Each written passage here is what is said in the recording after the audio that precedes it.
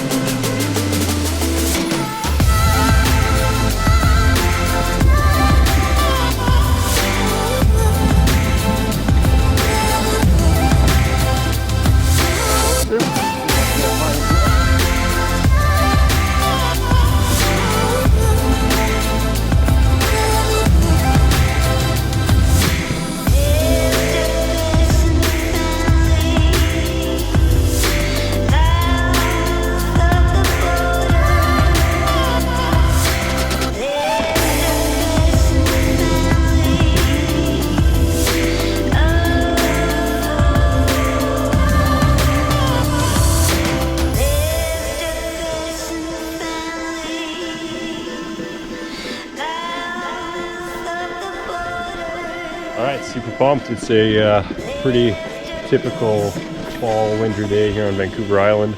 Super misty and foggy with a nice light rain, but I love it. Nobody's out here, got the place to myself. And yeah, today's an exciting day because I actually have some upgrades to my bike, which I've been putting off forever, thinking that I was going to get a new bike, but in this climate and the need for bikes and the price of bikes, I figured it was finally time just to upgrade the rig I like and love already. So yeah, so what I ended up doing is I got new wheels on it. So they're 27.5, but they're a wider rim, 30 mil wide carbon rim by We Are One components. They're the Agent wheels, so they're a few years old. But they're incredible, super durable. They are kind of their Enduro level on my trail bike, which is a little more than I need, but it's nice to have that confidence that they're not going to snap on what I ride.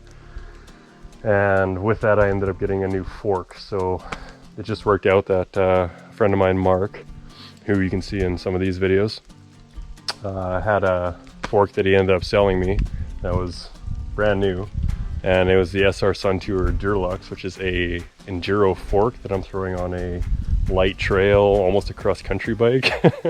So I thought that was a little overkill. I was going from a 32 mil stanchion to a 36 mil stanchion, which is a big difference in stiffness, and I think that fork can be tuned up to be 180 mils up front, where I had 130 before.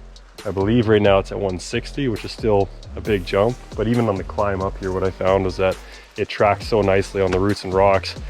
Usually I get kind of little tennis elbow feeling in my elbows, and I think a lot of that has to do with the fact that I'm just having to absorb so much on those climbs and descents with that smaller fork before, with the 32 mil stanchions and the Revelation.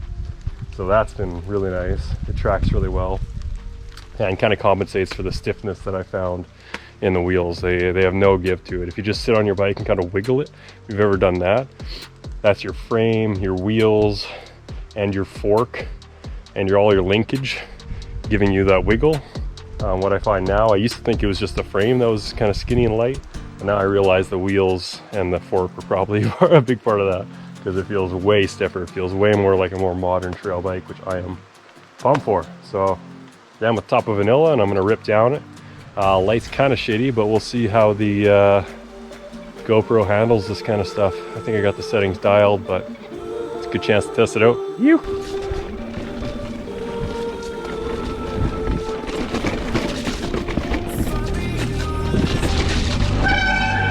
Alright, so a few runs down.